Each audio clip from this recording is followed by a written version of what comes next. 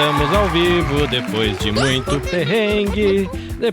muito perrengue nos bastidores. Para você que tá aqui, muito bem-vindo. Para você que está acompanhando no Instagram ou vai acompanhar depois no Instagram, acompanhar depois no YouTube, YouTube Music, Spotify, essas coisas todas. Seja bem-vindo para você. Motiori Podcast, acolhimento, escuta, leveza e responsabilidade na produção de conteúdo, porque a gente não gosta de ficar falando bobagem, a gente gosta de chamar quem sabe das coisas para falar com a gente. E hoje a nossa convidada é a psicóloga Daniela Marques.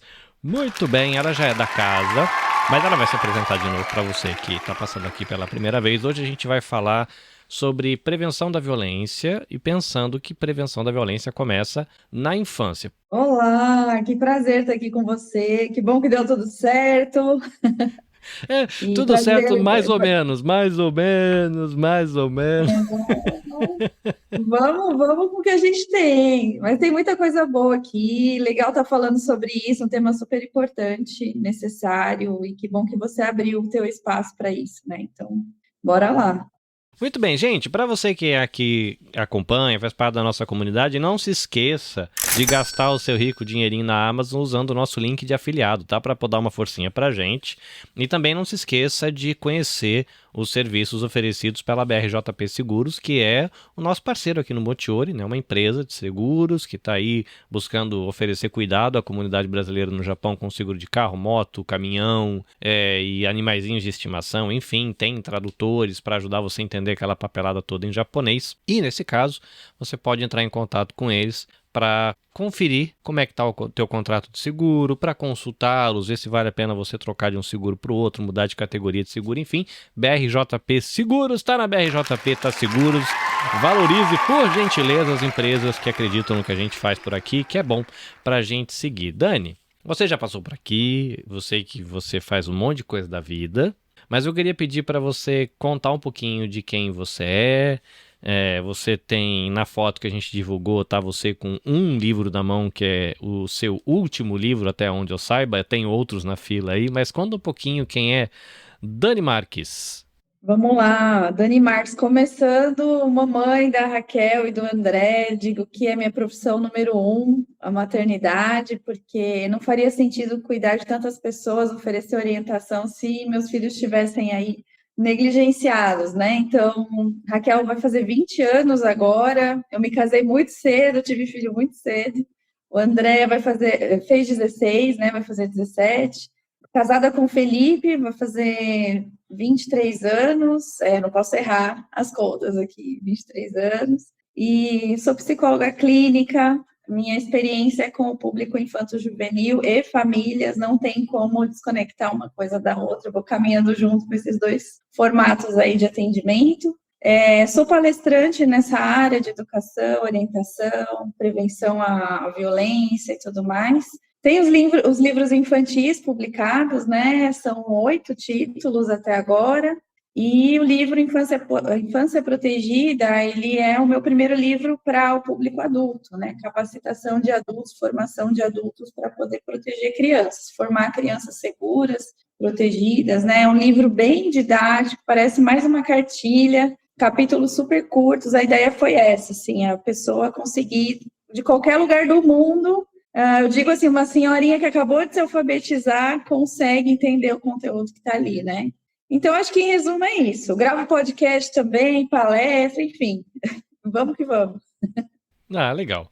Bom, vamos lá. Deixa eu ver por onde eu quero começar essa conversa, porque a gente vai falar de prevenção à violência e, no caso do Agosto Lilás, o foco é a violência em que a mulher é a vítima. Uhum. E nas nossas conversas de bastidores, você sugeriu da gente começar justamente falando da questão da infância, né? A gente poderia falar dessa questão da violência como adultos, e você, não, vamos pegar da infância, que é o lugar onde a gente está plantando sementinhas. Mas eu vi um vídeo teu e eu ouvi um podcast recentemente, bem recentemente, porque foi hoje, né? Coincidentemente entrou no feed hoje, e que você estava lá. E uma coisa me chamou muita atenção no vídeo, e depois você falou a mesma coisa no podcast, que é a questão de você direcionar a criança através da disciplina, no caso, disciplina física, que esse era o tema que você estava abordando. E eu cresci numa época que isso era completamente natural, né? Você aprontou alguma, tomava um safanão da mãe, aprontou muito sério, o pai vinha conversar com a cinta, né? E aí no meu entorno tinham famílias que seguiam uns passos a mais, ia mangueira, e aí corda e fio e enfim, né? Cabo de vassoura. Tem histórias de turripa, de cama, enfim, aí vai o dos absurdos. Naquela época, eu tenho quase 50 anos, isso era considerado o normal, o natural, o correto e o esperado. E normalmente quando a gente toca nesse tema, é um tema meio delicado, né? Porque algumas pessoas vão dizer assim, não, que absurdo, isso jamais deveria ser feito.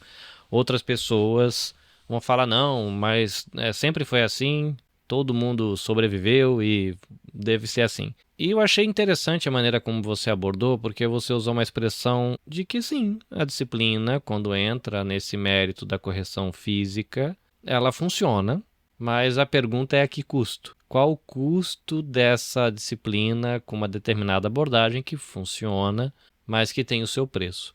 E eu achei muito acolhedor a sua abordagem, muito acolhedora a sua abordagem, o jeito que você se aproximou do tema, porque você, em vez de arrumar uma briga, você abriu um espaço para um diálogo. Eu falei, não, eu concordo com você, realmente, é funcional para algumas coisas, mas qual é o custo disso? Então, assim, eu achei legal, né, porque não foi uma abordagem se aproximando pela linha da polêmica, da briga, do confronto, mas de um convite para refletir por um outro olhar sobre esse tema. E eu pensei em a gente começar por aí, Uhum. dessa questão da nossa infância, mas se você falar, Carlinhos, legal, mas eu acho que antes da gente pensar nisso, a gente tem que colocar um outro alicerce antes. Aí aqui eu me coloco a ouvir e respeitar o seu encaminhar da coisa. Então, a minha pergunta agora, dito isso, que eu fiquei muito curioso para te ouvir sobre isso, sobre esse olhar que você está provocando e convidando as pessoas nas suas redes sociais a pensar, e você disse, numa das mensagens, me pareceu que isso tem um fio de conexão com essa questão de um menino crescer pensando o relacionamento de um jeito diferente do que pode normalmente acontecer no contexto brasileiro, meninas crescerem pensando o relacionamento talvez com um colorido diferente do que é possível acontecer dentro do contexto brasileiro. Oriente-nos, por gentileza. É um caminho adequado a gente começar a esticar esse fiozinho de prosa por aí, ou você sugere começar por um outro lugar e passar aí depois? Que isso foi o que me Não, eu chamou a acho que atenção do seu vídeo. sim. Não, eu acho que tá perfeito. Acho que a gente começa por aí e vamos costurando junto aí. Eu vou começar uma linha de raciocínio, vou começar a construir. Você pode me interromper em algum momento se tiver alguma pergunta, Uhum. quiser ir para outro caminho, tá bom? Mas, assim, antes só de responder essa pergunta exatamente, é importante a gente falar assim, de um ser humano, né? Eu uso a analogia do edifício, né? Antes de você levantar um edifício, você constrói um bom fundamento, senão esse edifício não fica de pé. Se você colocar qualquer material ali, esse edifício vai cair, vai ter problemas, enfim. Uhum.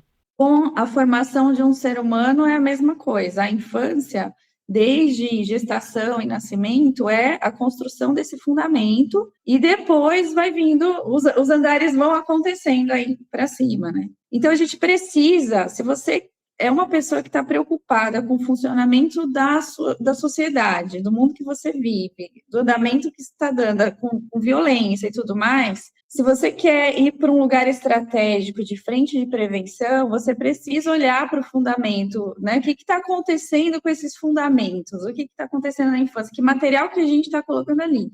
Porque, assim, um abusador, violentador, agressor, ele não nasce violentador. Ele não, uma menina não nasce vítima. Ele se torna a partir do que foi feito nesse fundamento. E acho que é isso um pouco que a gente vai falar aqui, né? E aí, caminhando para essa questão da educação punitiva, Carlinhos, acho que até 8 anos, mais ou menos atrás, eu também tinha uma linha de raciocínio como dos nossos pais e avós, assim, a palmada, a punição funciona. E com a minha jornada na psicologia, isso foi Uhum. sendo construído gradualmente, levou tempo, sabe? Eu questionava, eu argumentava, até que chegou um momento né, que é o meu pensamento hoje, e assim, é consenso dentro da área da saúde mental no geral, psiquiatria, psicologia, as áreas médicas, de que a educação através da punição, como eu disse lá no meu outro vídeo nas minhas redes, ela vai funcionar sim, você pode conseguir um ser humano condicionado, que vai ser obediente, um bom cidadão, mas você vai colocar em risco uma série de outras coisas que acho que é o que a gente vai falar aqui, né? Então, por exemplo, o nosso objetivo educar, né, uma criança é formar um ser humano. O que você quer? Você quer formar um ser humano, né? Você tem filho aí, eu tenho os meus aqui. E aí você sonha muitas coisas para esse ser humano. Quero que ele seja uma boa pessoa, que seja honesto, justo, empático, consciente, responsável, que seja feliz, realizado, um monte de coisas, né? E não sei você, eu imagino que sim, a maioria das pessoas, eu quero, além de tudo isso, manter uma boa conexão com esses seres humanos para o resto da minha vida. Eu quero que eles tenham prazer de estar do meu lado, né? Depois que casar, queiram voltar para minha casa de vez em quando para almoçar comigo, sair para tomar um café. Né? Eu quero ter uma boa conexão com os meus genros, nora e netos. No outro podcast que eu ouvi, você cita, inclusive, essa nova jornada na sua história, que é virar sogra, né?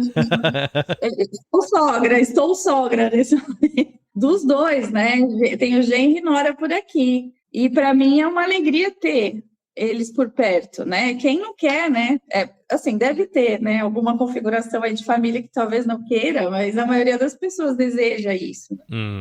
E mais do que isso, eu também sonho para os meus filhos que eles não sejam violentados nos seus relacionamentos, seja violência psicológica, física, né? Eu quero que eles sejam respeitados, que o corpo, a mente, o coração seja respeitado e que eles também respeitem o corpo, a mente das pessoas que eles se relacionam, né? Então, assim, educar é muito mais amplo do que a gente imagina, né? Formar esse ser humano.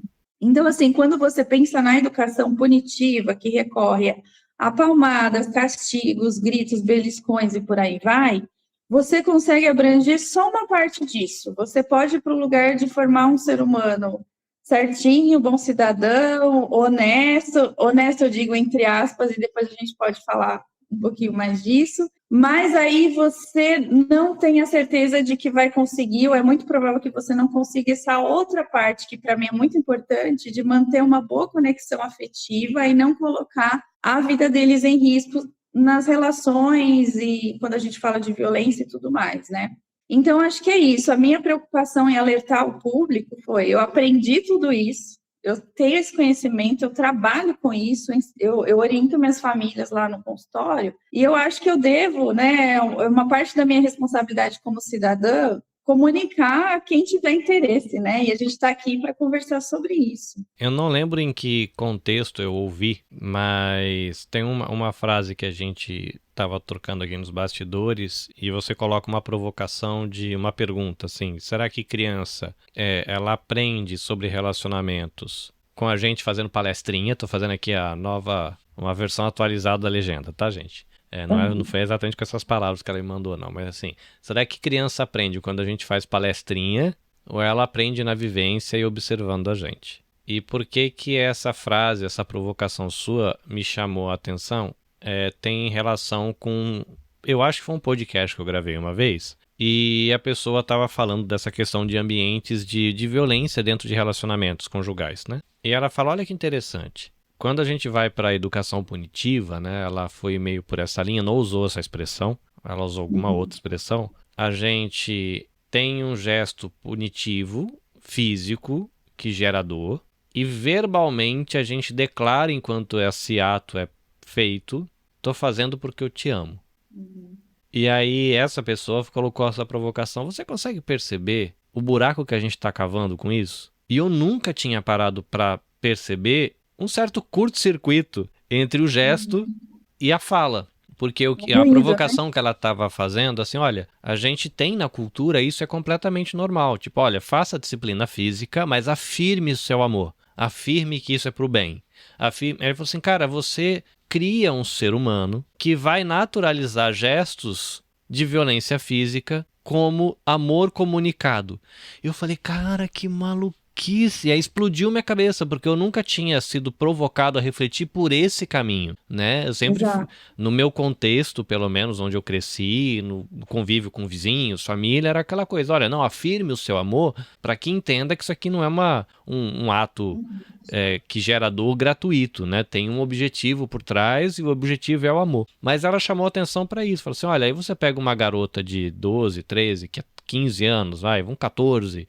Hoje não sei como é que tá namoro no Brasil, né? Meio precoce esse negócio. Nossa, Mas vamos colocar aí 14, 15 anos, a menina começa a namorar. De repente, numa circunstância qualquer, ela recebe um peteleco, um tapa, alguma coisa. O filtro interno que ela vai ter para acender as luzinhas de alerta ou alguma coisa assim, segundo essa discussão que estava acontecendo nesse podcast, fala, cara, isso vai ficar meio que distorcido, porque ela cresceu a vida inteira achando que tomar um peteleco era um gesto de amor.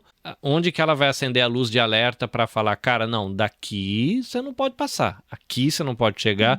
Se ela foi disciplinada, não é bem essa palavra que eu tô querendo... Treinada, né? Ela foi Condicionada, treinada para treinada. sentir que aquilo era um gesto aceitável numa relação saudável. Aceitando. E foi Exato. muito importante para mim essa provocação, assim, porque me fez pensar muita coisa por um viés que eu nunca tinha pensado. Pensando agora, assim, considerando isso, né? Que você tem na nossa aqui no WhatsApp, você provocou de que será que crianças aprendem sobre relação saudável com palestrinha ou aprende na vivência e no convívio e na observação e imitação? E considerando esse cenário da disciplina punitiva, a pergunta que eu quero fazer antes de você entrar aí, explica um pouquinho pra gente, na nossa mente, enquanto a gente está formando, o que está acontecendo ali no começo? Eu não sei se eu consigo articular corretamente a pergunta, mas, por exemplo, por volta de um ano, o que essa criança está assimilando em relação a relacionamentos saudáveis? Quando falar 2 a 3 anos, não sei se existe estágio, eu sei que o cérebro ele vai desenvolvendo, vai conectando, né? A gente nasce cabeçudão, né? Porque tem muita coisa para aprender em pouco tempo, e a gente vai crescendo e a cabeça vai encolhendo, né? Mas se você puder passar um pouquinho, assim, um panorama breve, assim, desses primeiros anos de vida ali, talvez até uns 12 anos, ou se você quiser seguir mais do que isso, né? O que a gente está aprendendo naquela fase, o que a gente está assimilando? Porque eu imagino que isso vai dar a moldura para eu e os ouvintes entender melhor por que raios faz sentido essa provocação que essa pessoa fez no podcast. Sabe, de cara, olha, tem um curto-circuito entre o gesto e a narrativa, e você pode, de repente, conseguir colar as duas coisas por um viés errado, que é a violência é aceitável numa relação saudável. Enfim, ficou gigantesco, mas é porque você citou, né, no podcast que eu vi que você tem um jeito de pensar que abre 50 abas. E a minha esposa fica maluca porque eu faço a mesma coisa, né? Então eu tô tentando aqui articular os milhões de perguntas que estão na minha cabeça numa pergunta única. Fica de 32 minutos a pergunta. Então... Não, mas eu entendi o que você quis dizer, né? O ser humano, né, desde os primeiros momentos de existência, até dentro do útero da mãe, ali a partir de algumas semanas, ele vai assimilando pelas experiências que vêm através dos nossos órgãos do sentido, que são as janelas que dividem o que é externo do que é interno, né? Então, assim, tem os órgãos do sentido que todos conhecem, os 5 principais, mas tem alguns outros, né? O sentido vestibular tem a ver com o nosso equilíbrio, a propriocepção, né? Que tem a ver também com o quanto a gente percebe o nosso corpo no espaço. Então, tudo aquilo que a gente vai experimentando através dos órgãos do sentido, ele vai internalizando como experiência. E, como eu disse, os primeiros anos de vida, eles são cruciais, porque é o momento que o nosso sistema nervoso está mais vulnerável, mais maleável, e ele está absorvendo tudo que vem do ambiente. Isso vai sendo computado ali no sisteminha, ou no sistema nervoso como informação. É assim que esse mundo funciona, é assim que as relações funcionam. Então, por exemplo, uma criança que cresce num lar com muitos gritos, o sisteminha dela vai computando essas informações, é assim que essas pessoas se relacionam. Depois, um pouquinho mais velha, ela vai entendendo, quando vem um conflito, um problema, os adultos gritam, os adultos batem, né? E na infância, né, até, não só na infância, mas assim, mais na infância, o aprendizado vem muito mais pela experiência do que pela palestrinha, como você falou. Então, assim, você pode preparar a melhor palestra lúdica, né? Nossa, linda, com música, e sentar e apresentar lá um Canva de uma apresentação para criança. E aí, você faz outra coisa na rotina do dia a dia. O que vai entrar no sistema dela é o que você faz com ela, a experiência vivida, não é a palestrinha, né? Então, assim, o que está sendo falado é também um tipo de experiência, está entrando pela audição, né, pela visão, mas o que mais entra, o que mais fica são as experiências que vêm pelos órgãos do sentido. Não é um filtro que ela faz de maneira racional, é intuitivo. O sistema nervoso não consegue, durante a infância, fazer esse filtro, ele não tem condição ainda de analisar as experiências e... Se ela, a mamãe tá fazendo isso, mas ela tá falando aquilo, isso é a incoerência da vida adulta, mas tudo bem, né? Ela não vai fazer todo esse processo cognitivo de... Ela, só na juventude, depois que já formou todo esse fundamento, né? Que ela pode, ali na frente, fazer toda uma desconstrução com muito trabalho, muita dificuldade, se o ambiente for muito propício a isso. Mas aí você entra para a questão do castigo físico, a palmada, os gritos e tudo mais, né? Então, a mamãe está dizendo, ela me ama, ela me abraça, ela me beija, ela me dá presente, ela cuida de mim. Tá entrando essa informação de afeto, de amor, de cuidado. Só que a mamãe, papai, além de tudo isso, ele também me bate, ele grita, ele belisca, né? Põe de castigo, ameaça. Então, essa relação de amor, de afeto com essa pessoa tão importante da minha vida, que é a pessoa responsável pela minha segurança, pela minha sobrevivência, tem componentes de dor física, de dor na alma, né? Porque um grito, um tapa, né? Castigo, ameaça, ela gera medo. Não tem como falar assim, não tenha medo porque eu estou fazendo por amor. O sistema nervoso dela vai acionar, né? Um tapa no corpo, um grito, uma ameaça, um castigo, ele aciona imediatamente todo o sistema de alerta que gera medo e ansiedade. Então, você vai computando no sistema da criança carinho, afeto, amor, abraço, beijo, medo, ansiedade. E esse fundamento vai se formando dentro disso. Então, é como você disse, lá na frente, ou mesmo durante a infância, na escola, com um professor, sei lá, alguém que cuida em outro ambiente, ou no namorado na adolescência, vem uma situação de violência, um grito, um apertão no braço, um empurrão, qualquer coisa desse tipo, o sistema dela não vai causar estranhamento, está dentro do esperado do que foi computado aqui. Então, essa pessoa ela se torna mais propensa a situações de risco. Ou ela vai se tornar uma nova vítima, dependendo da história, da genética, funcionamento, ou ela vai se tornar um próximo violentador, agressor. Então, alguém que reproduz aquilo que aprendeu. E aí a gente pode ir abordando, né, dentro de tudo isso, outras ramificações, assim, mas o risco é grande, né? E eu demorei, Carlinho, anos estudando, lendo, para eu me convencer de tudo isso, e hoje eu estou num lugar que eu não tenho dúvida nenhuma, assim. E é consenso dentro da nossa área de especialização da saúde, dos profissionais do mundo inteiro, né? Ninguém questiona isso, assim. Então, acho que é algo que deve ser comunicado. Quem está aberto para ouvir sobre isso, ok. Quem não tiver também, ok, né? O importante é a gente falar. Às vezes a gente não se abre para uma informação porque a gente não tem ela e não entende o que está acontecendo. Você diz, né? Você citou de que é consenso na área, por exemplo, da educação, da psicologia infantil, já se entender de que o prejuízo é maior do que o retorno e não vale a pena. Né? Funciona, mas a quantidade de prejuízo, o balanço é de que não vale a pena. Além da questão de uma possibilidade da gente estar colocando essa criança nesse caminho de naturalizar gestos de violência, de agressão verbal ou física como relacionamento saudável, né? Rotular esses gestos agressivos como relacionamentos saudáveis, a título de informação, para a gente ter informação e ter contexto para a gente fazer uma análise interna e decidir se muda daqui para lá sobre essa opinião sobre esse assunto.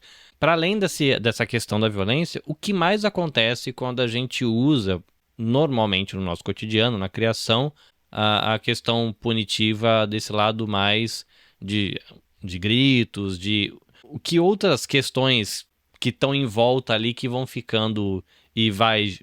Você falou que tem um consenso, né? No sentido que tem muita gente que já concorda que não dá bom. Por quê? Minha curiosidade é essa. O que mais vocês descobriram aí, acompanhando e fazendo pesquisa e sei lá? Eu não sei se eu vou conseguir lembrar de tudo aqui, mas talvez as principais. Mas, por exemplo, aprendizado pelo medo. Você ensinar os valores, os princípios, como que funciona esse mundo. Você pode ensinar através de uma educação saudável, que não recorre à punição, ao medo, a criança não sente medo. Isso vai sendo sedimentado sem o componente do medo. Ou você pode ir por esse caminho do grito do castigo, de bater, que vai gerar medo, e ela vai aprender, só que nesse caso ela não aprende necessariamente o conteúdo do valor que está sendo ensinado, ela é condicionada como um cachorro que tem medo de apanhar, né? Então ele faz direitinho para não apanhar ali. Então ela vai sendo condicionada, ela entende, por exemplo, eu não posso ir por esse caminho porque senão a mamãe vai me bater. E tem um componente do medo dentro do aprendizado. Só que aí, qual a consequência? Quando a mamãe não está vendo, eu posso fazer, porque aí eu não vou apanhar. Então, Maravilhoso. É isso, assim. E aí isso vai formando adultos. É uma questão pragmática, não é uma questão de princípios, né? De princípios que foram bem sedimentados, né? Então, assim, você jogando isso para a vida adulta, é aquele adulto que na frente de todo mundo pode parecer muito correto, certinho, mas quando ninguém está vendo, ele pode recorrer a atos ilícitos e tudo mais, né? Porque o aprendizado, de fato, não foi sedimentado. Agora, se você quer ir por esse outro caminho, vai exigir mais trabalho, não vai ser rápido, é de muita repetição de valores, né? Tem todo um método aí, são centenas de ferramentas que existem, só que pede mais paciência, é mais demorado, só que estes valores, o aprendizado vai sendo inserido, introjetado, sedimentado, e é uma pessoa que lá na frente está dentro dela todo aquele aprendizado, sem precisar ter medo, né? Eu vou fazer porque eu acredito nisso, faz sentido, não porque eu tenho medo que alguém vai descobrir, né? Fora o medo que você adiciona na relação com o papai e mamãe ali, com as pessoas, né? Então, eu recebo muitos adultos no consultório, Carlinhos, que falam assim, Dani, respeito o meu pai e minha mãe, vou lá almoçar no domingo, mas eu não tenho vontade de abrir meu coração, de me conectar com ele, sabe? Às vezes vou mais por obrigação, não tenho uma relação assim próxima, sabe? Tem gente mais velha, assim, quase que eu falo dados pessoais aqui, mas que fala assim, chorando no consultório. Eu lembro de eu criança, a dor que eu sentia na alma quando meu pai me batia, né? E são questões que ficam em aberto ali na relação. Para a vida toda, a gente acha que não, que passou, até a gente, apanhei, não morri, mas ficam marcas ali. A violência, quando a gente fala, o que é violência? Assim, é quando, né, por exemplo, na infância, né, o seu sistema nervoso, ele não está ali pronto, preparado para lidar com essa informação, aí você entra com uma dor que traz medo, que traz insegurança, e essa informação entra com tudo no organismo, numa fase ali, num momento que ele não está pronto para assimilar, e aquela informação, ela não é assimilada, ela fica em aberto, como se fosse uma lacuna no desenvolvimento da criança. Aí vão ficando lacunas e vão ficando lacunas que vão causando um prejuízo no desenvolvimento, ele não fica fluido, né? E essas lacunas vão ficar reverberando no resto da vida. Então, se a gente está oferecendo um caminho de educação que não leva para esse lugar, eu acho mais sensato, mais inteligente a gente tentar entender esse caminho, né? E aprender sobre isso. Você falou dessa questão de como isso marca.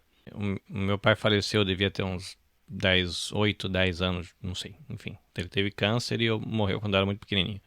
E eu tenho alguns poucos flashes de memória da minha relação com ele. Curiosamente, dos poucos flashes que eu tenho de memória, ou tem a ver com a doença, ou tem a ver com eu tomando croque, que era um hábito que ele tinha de fazer um negócio assim com o dedinho e tuque na cabeça quando a gente aprontava.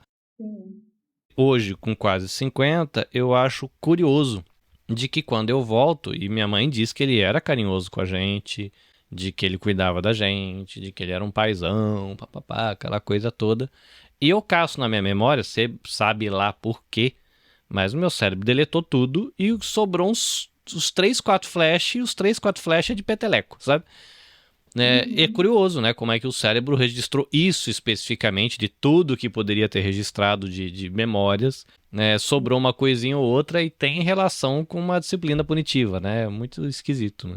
E o nosso cérebro tende a guardar tudo aquilo que gera emoção intensa, tanto emoção confortável, boa, quanto desconfortável. Então, esses episódios de dor, né, de dor física, dor da alma, normalmente eles ficam aí bem registrados, né? Tem uma frase, né? Quem bate esquece, quem apanha não esquece depois, né?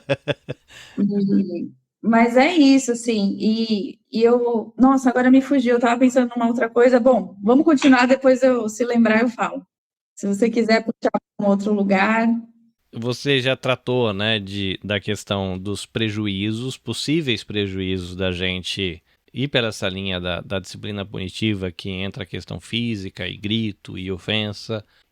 A gente já conversou um pouquinho de como isso pode gerar um ambiente onde esse ser humano em formação vai naturalizar esses gestos de violência como normais. Falamos agora das lacunas, né, do desenvolvimento quando a gente vai por esse caminho. E aí, pensando nisso, pode falar. Nossa, desculpa ter te interrompido. É que eu lembrei que eu ia falar de mais uma questão, vou falar rápido, tá? Da autoestima.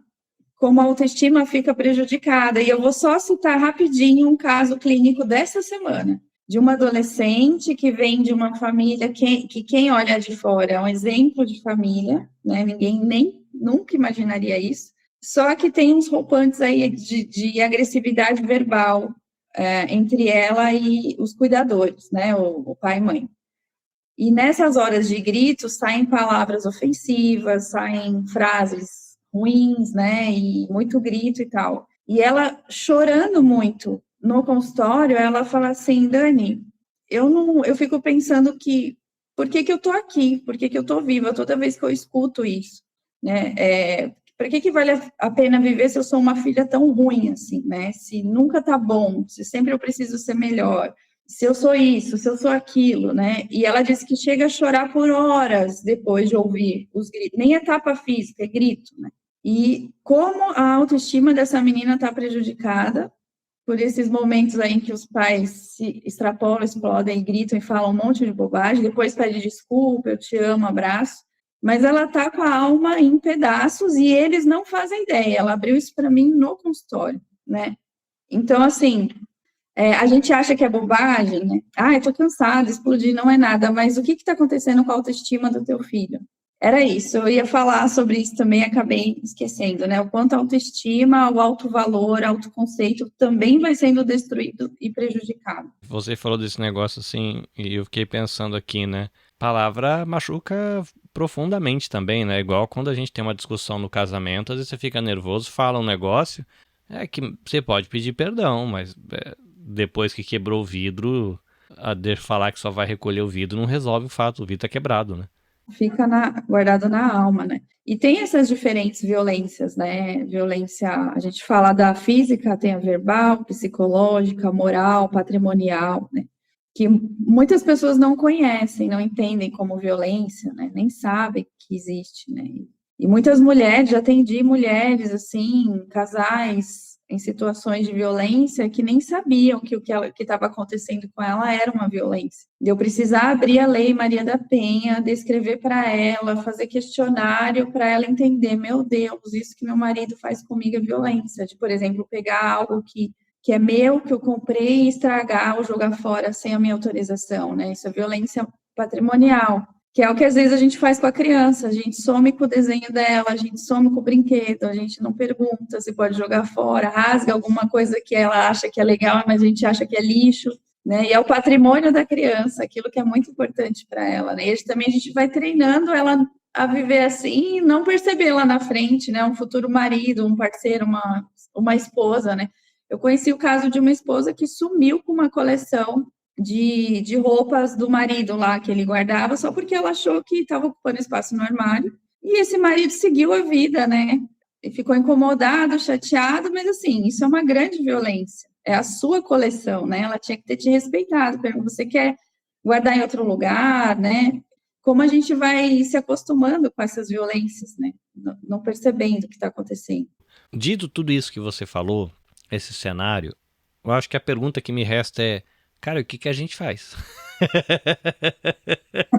Tem esperança, gente. Tem muita É porque, esperança. por um lado, né, eu cresci nesse ambiente, hoje já tenho opiniões diferentes do meu primeiro filho, que está com 23 anos, e o segundo filho com 11.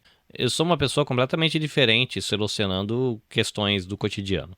Né, eu amadureci como ser humano, com um filho eu tinha 24 anos, agora com esse outro eu tô com quase 50, então outra pessoa. Mas coloca esse cenário fazia parte do meu cotidiano, é assim, foi a minha formação foi assim, era o meu contexto familiar, era o contexto do ambiente do bairro, todo mundo passava por isso, era normal.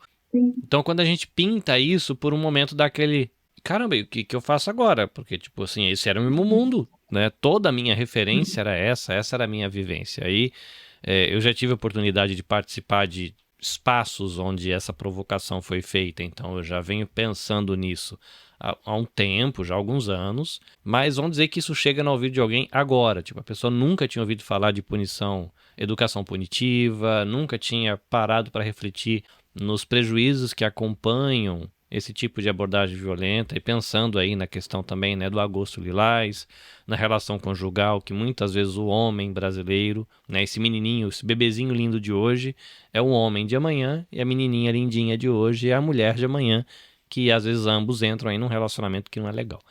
Dito isso, o que a gente faz? Tipo, se o caminho que foi apontado até agora não é muito bom porque vai entrar pedra no sapato, qual é o outro caminho possível, né? Como a gente faz isso na prática? Tipo, o que dá pra fazer? E a gente precisa trazer aqui uma palavra de esperança, né? Porque senão a gente só vai se desesperar, entrar em pânico, né? Mas, assim, Carlinhos, primeiro para dizer assim, eu eduquei os meus filhos na primeira parte da vida deles com educação punitiva. Eles apanharam, eu não sabia de tudo isso, né? Depois eu fui aprendendo e leva um bom tempo para você conseguir desconstruir, porque, imagina, isso é informação de centenas e centenas de anos que está dentro da gente, sempre funcionou, sempre deu certo, é um lugar conhecido, e a gente, de repente, pisando num lugar totalmente desconhecido, é muito inseguro. O teu corpo vai negar pisar nesse lugar, né, em primeiro momento. Por isso que eu vejo assim, eu demorei alguns anos para falar, tá bom, vou começar a pisar nesse lugar. Vou um pezinho de cada vez. Eu só vou colocar meus 2 pés definitivos se eu estiver me sentindo muito segura. Depois de alguns anos de muita informação, aí eu me mudei com as minhas malas e tudo, e estou definitivamente nesse lugar agora, né? E falando com segurança para as famílias que me acompanham, até para protegê-las de tudo isso, né? Mas eu consigo entender a resistência hoje das pessoas, exatamente por isso, é muito inseguro pisar num lugar tão novo. Por isso que a gente está trazendo informação para oferecer chão para quem está ouvindo a gente, né? Então, assim, tem esperança. Eu acho que para quem usou a educação punitiva, né, tá ouvindo tudo isso e começa a se sentir muito mal, meu Deus, eu não sabia, né, de tudo isso, olha o que eu fiz com os meus filhos. A gente também precisa se acolher, não ir para um lugar de culpa, porque, ok, a gente fez o que era possível, com boa intenção, por amor, ninguém foi fazendo isso por mal. E o que eu fiz com os meus filhos foi, quando eu consegui entender tudo isso, foi conversar com eles, pedir desculpas, né? Eu falei, eu recorri a tudo isso, hoje eu entendo os prejuízos que vocês têm na vida, então a gente está tentando recuperar algumas coisas aí por causa disso. Agora, estou indo por um caminho diferente, né? E não ficar me punindo pelo que eu fiz de errado, é entender que foi ignorância, não foi por mal. Então, acho que o primeiro passo, quem está ouvindo, está se sentindo mal, se sentindo culpado, é isso. Você precisa se acolher e vamos em frente. O que tem aí pela frente? Então, assim, hoje, toda essa Deixa eu só área fazer de... uma pergunta pode ser besta, tá? Mas você citou esse momento que tem a ver com você mesmo, ok. Eu fiz o melhor que eu tinha com o que eu sabia, mas eu descobri que o meu melhor era meio ruim. Então, mas assim, era o que eu sabia na época, então, ok, eu não sou obrigado ontem saber o que eu sei hoje. Eu tenho que entender que esse era o meu eu de ontem. E ele foi falho. Então tem um perdão pessoal. Tipo, ok, era impossível o meu eu de ontem fazer isso porque ele não sabia o que eu sei hoje. Mas você citou aí um momento que você parou e chamou seus filhos e mamãe precisa ter uma conversa com vocês. Então você resolveu uma coisa interna, mas não ficou só para você. Você disse aí que teve um momento onde isso foi para a relação de novo, né? Você não esperou eles adivinharem que você mudou. Você falou, Sim, ok, eu quero pedir foi desculpas. intencional, né? E eu já vivi algo parecido com o meu mais velho e fez muito bem para minha relação. A minha pergunta aqui, antes de você seguir, e a gente tentar respeitar o seu horário, por que que esse momento de depois que eu lidei com isso aqui dentro, por que que é importante eu chamar esse filho, filha, filhos, filhas e vem cá que papai e mamãe precisa ter uma conversa com vocês? Qual é a importância desse momento? Na minha percepção, até na minha experiência pessoal, para mim foi importante como um ensinamento, assim. Isso que vocês receberam nos primeiros anos de vida não é um bom caminho. Foi educativo mesmo. A minha intenção era essa e essa, só que as consequências hoje a mamãe enxerga no comportamento de vocês essa e essa, né? E eu quero tentar, a partir de agora, recuperar tudo isso. E, assim, teve essa conversa, só que, assim, no decorrer da vida, do dia a dia, nas nossas refeições à mesa, a gente segue falando disso uma vez ou outra, né? Sempre que surge um assunto, eu trazendo minhas experiências pessoais, ou de trabalho, ou eles trazendo experiências de fora. Então, isso segue acontecendo, né? Teve aquele ponto, mas continua. Até para eles terem esse conhecimento aí inserido dentro deles e conseguirem fazer diferente na educação dos filhos. E também, para mim, é muito importante no processo educativo um pai e uma mãe saber admitir um erro e pedir perdão, porque isso também é um ensinamento, né? Então, olha, minha mãe, ela consegue admitir os erros, meu pai, né? Eles pedem perdão, e essa experiência introjetada neles também vai formar um ser humano que vai saber admitir seus erros e pedir perdão, né? Então, como eu disse, né, o aprendizado maior vem na experiência. Você quer um filho que saiba admitir os erros, pedir perdão, você precisa ser essa pessoa na vida dele também, né? Então, nesse sentido. Eu não lembro para onde a gente estava indo quando eu te interrompi. Eu sei que você estava dando dicas práticas. Ah, sim. As ferramentas, né, de como fazer diferente daqui para frente, né?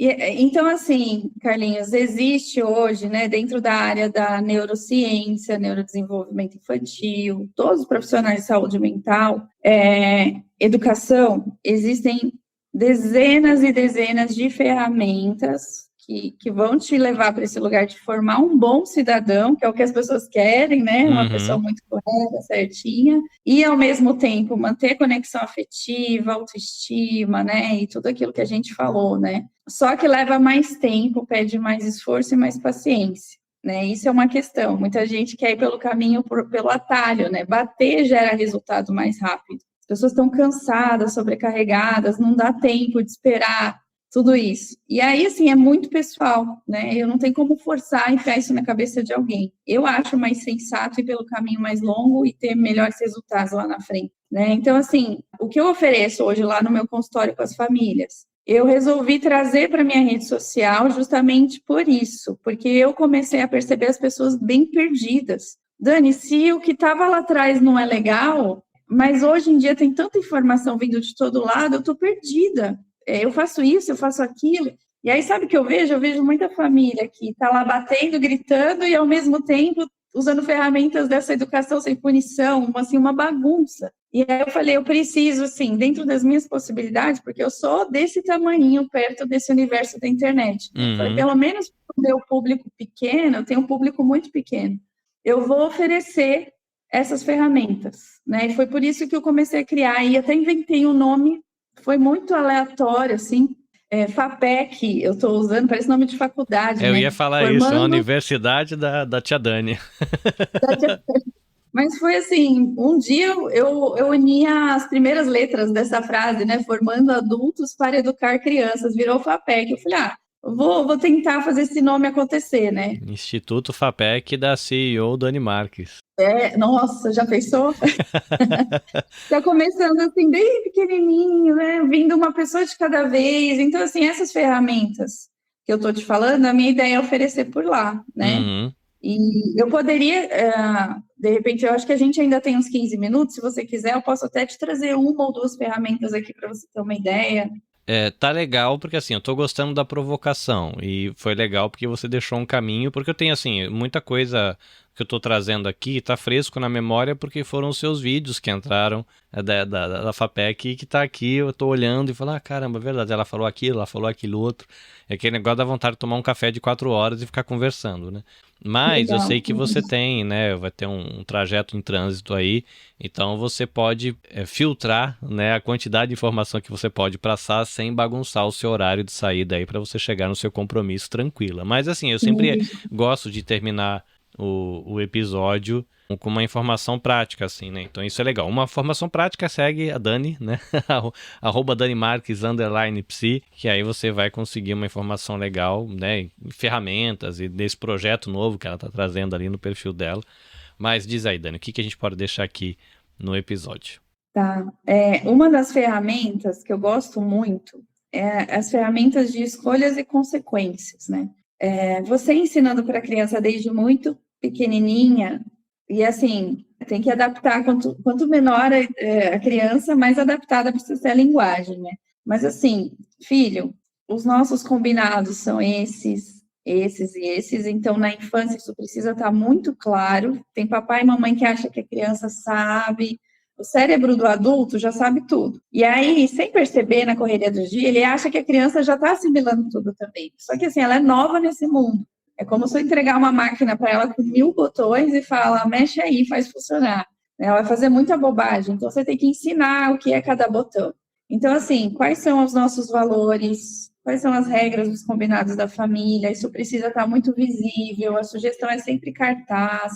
Isso que você falou de que a gente acha que a criança sabe tudo, filhos, você tem 2, você sabe que, né, um é diferente do outro, saiu da mesma família e o perfil é diferente. Exato. E o meu mais novo, ele é bem literal. Cara, eu tenho um perrengue, porque tem coisa assim que, tipo, fiquei nervosão porque ele fez um negócio e ele ficou olhando pra minha cara assim, por que você tá nervoso? Porque é errado. Tipo, tá, passou-se errado quando? Quando é que eu fui informado que tava errado? Quanto errado é errado e a partir de quando... Aí eu percebi que muita coisa que eu exigia que ele já interpretasse que era errado, ele nem fazia ideia que era errado, qual é a linha que se passa para ficar errado, até que linha que não é errado, que linha que passa para ficar muito errado. E realmente esse combinado não é exatamente pra gente pai, né? Não é exatamente tão fácil elaborar com clareza pra gente mesmo, para depois poder passar, né? Porque às vezes a gente acha que não, isso é errado, todo mundo sabe que é errado. Não é, todo mundo sabe mais ou menos, né? Porque ele não sabe. Não sabe. E às vezes no consultório eu pergunto para as famílias assim, quais são os valores de vocês, as regras da família?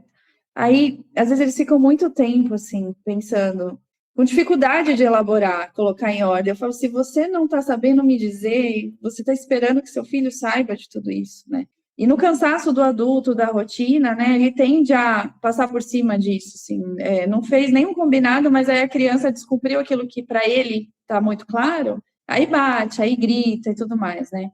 Então, assim, a gente precisa dar 10 passos atrás, primeiro fortalecer esse sistema de valores e combinados da família, deixar isso muito claro, trazer a criança para participar. Eu sempre falo, papai e mamãe, ou os cuidadores principais, às vezes é a vovó e a mamãe, senta, elabora vocês dois primeiro, quando tiver a listinha prontinha, aí convida a criançada, põe comida, adesivo, tinta, vamos montar o cartaz dos combinados da família.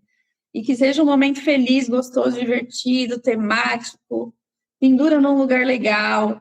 E aí já coloca para ela, quem escolher descumprir esses combinados, por exemplo, um deles. Na nossa família, ninguém machuca o corpo de ninguém, nem com palavras. Isso é um valor central da nossa família, tá lá. Quem escolher descumprir tem uma consequência. Eu sempre falo assim, escolhe uma consequência que você sabe que vai ser consequência para aquela criança, né? Porque... A criança de 4 anos, você não vai mais poder assistir novela das 9. Não é consequência. Tem que causar algum tipo de sofrimento ali. Algo que ela vai ficar pensativa. Poxa, eu não quero passar por isso de novo, né?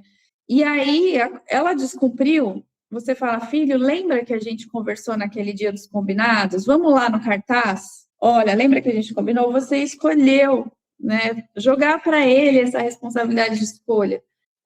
Por isso vai ter a consequência que a gente tinha combinado. Criança, eu descobri que na minha segunda paternidade, né, 2, de que criança é manipuladora também, né? É uma escolha dela, tá feito tal coisa, mas quando acontece a consequência é porque você está fazendo isso comigo. E eu?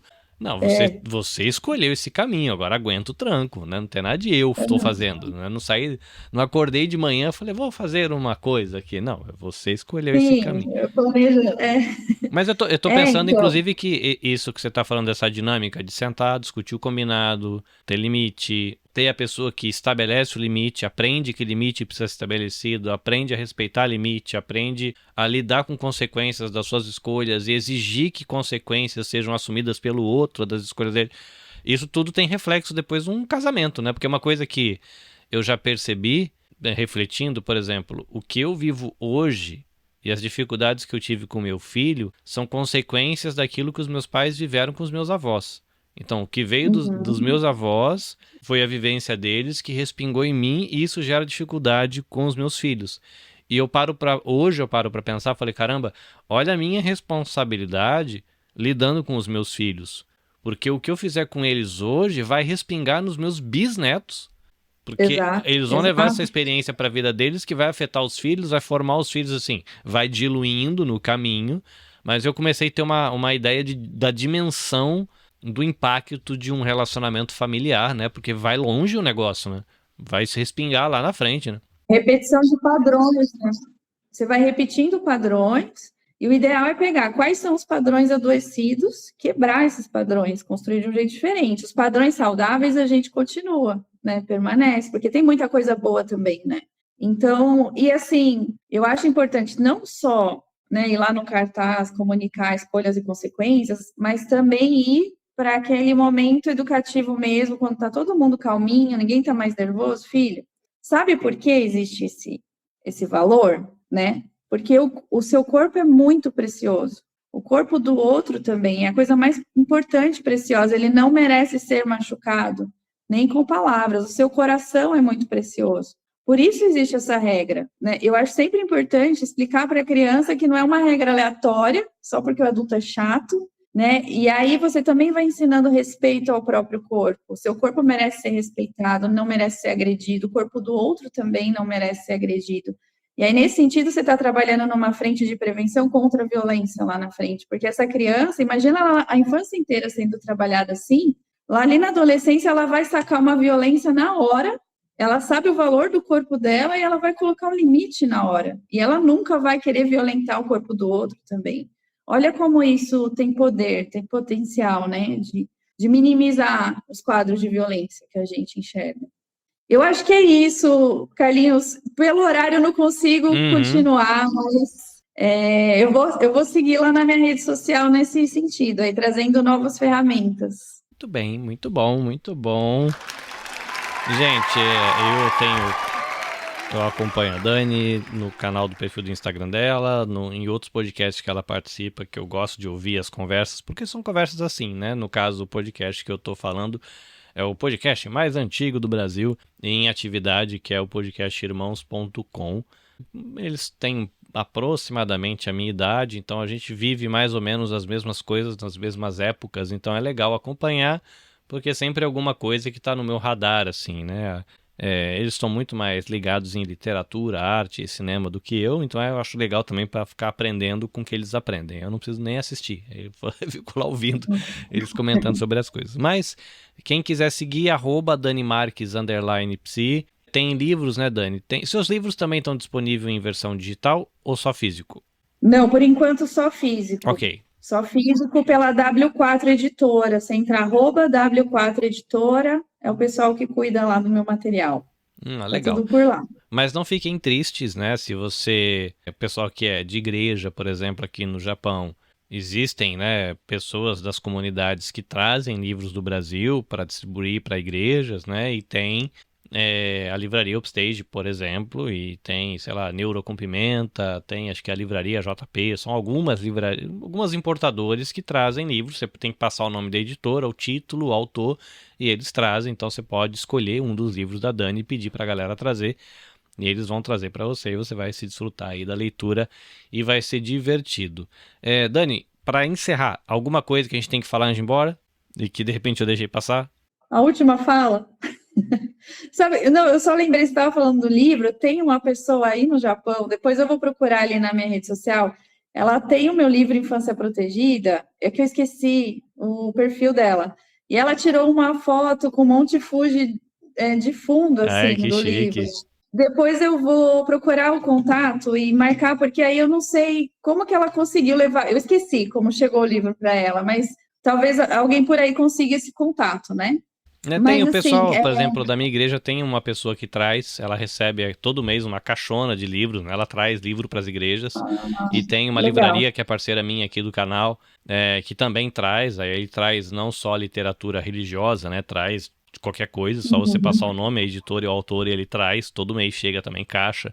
Então a gente tem, graças a Deus, essas pessoas que trazem. Existem livrarias, que nessa livraria mesmo que eu tô falando, que é a Upstage, ela tem 20 anos de existência aqui no Japão, servindo a comunidade. Então é bem estabelecida, ela que traz material didático para as escolas. É um negócio grande, assim, não é pequeno, sabe? Na questão do fluxo de circulação de livros. Então não é difícil trazer teu livro para cá, não. É que o pessoal aqui usa o Kindle, né? Às vezes quando tem digital, a galera vai de Kindle. Facilita. E eu não dei espaço para a última fala, fiquei falando. Vai, vamos lá.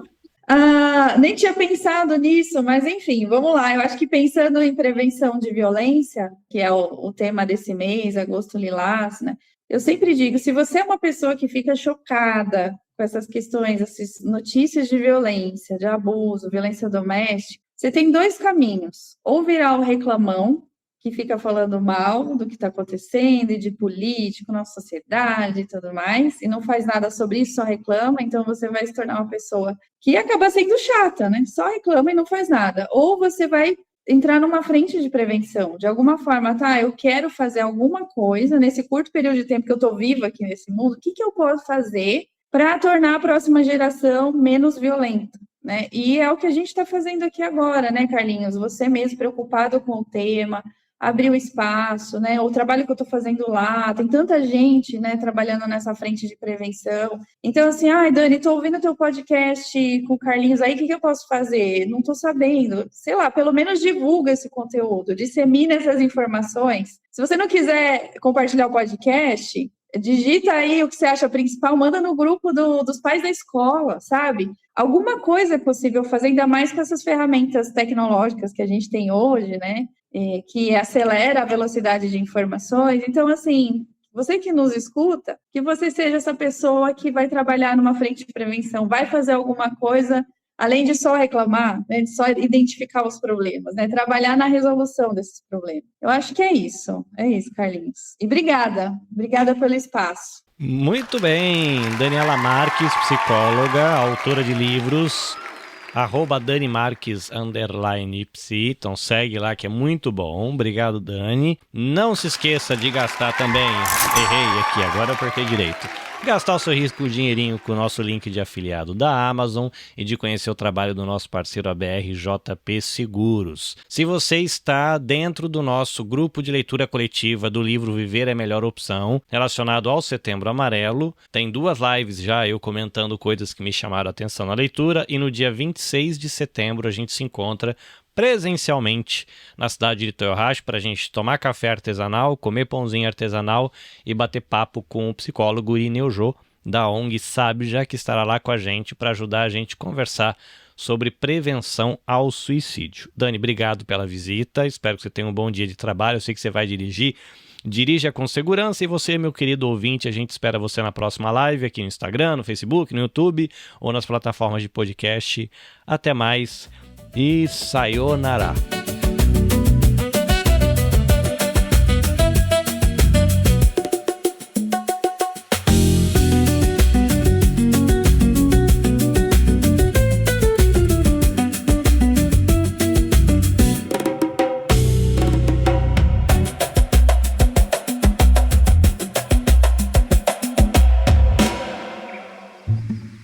Este episódio foi editado pela Nabecast.